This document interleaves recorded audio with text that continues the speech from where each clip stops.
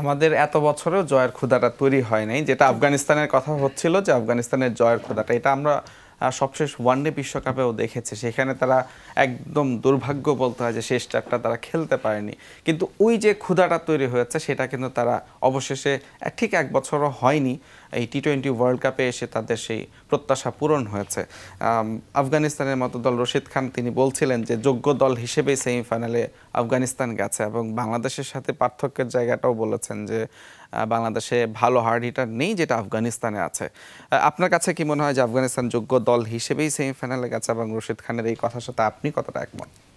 অবশ্যই একমত, কারণ আমরা যতই বলি না কেন আফগানিস্তান নতুন দল বা আফগানিস্তান কয়েকদিন আগে এসেছে, তাদের ওয়ার্ল্ড ক্লাস ওইভাবে বাংলাদেশের মতো অবকাঠামো নাই, কিন্তু আমরা যদি স্টেটের দিকে তাকাই, সর্বশেষ আমাদের স্টেট দেখতে হবে। স্টেট প্রথম 5 জনের মধ্যে যদি 2 জন ব্যাটার ধরি, আফগানিস্তানের প্রথম 5 জন বলারের মধ্যে যদি 2 জন বলার ধরি আফগানিস্তানের, তো সেখানে বাংলাদেশের হয়তো বা রিশাদ আছে বলারিং দিক দিয়ে, ব্যাটিংয়ের দিক দিয়ে আমরা সেদিকে না যাই। আর অবশ্যই আমাদের হার্ড হিটার নাই, যেটা রশিদ খান বুঝতে একদম সত্য একটা কথা বলেছে।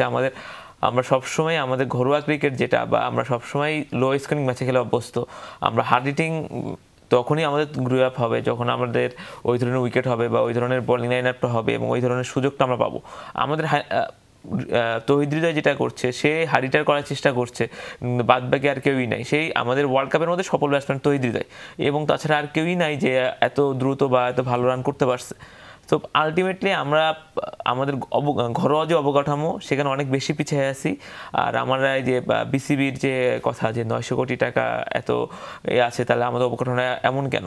আমাদের অবকাঠামোটা ভালো হওয়া দরকার। আজ থেকে 2012 বা 13 সালে যে বিপিএলটা হলো, সেখানে মানুষের যে একটা ক্রেজিনেস ছিল, এখন বিপিএল হলে আমি প্রিটি মাচ শিওর ওই সময় যারা বিপিএল এর পুরোপুরি খবরটা রাখতো এখন তারা জানেও না যে আছে কার ম্যাচ। সো এটা বড় একটা ম্যাটার।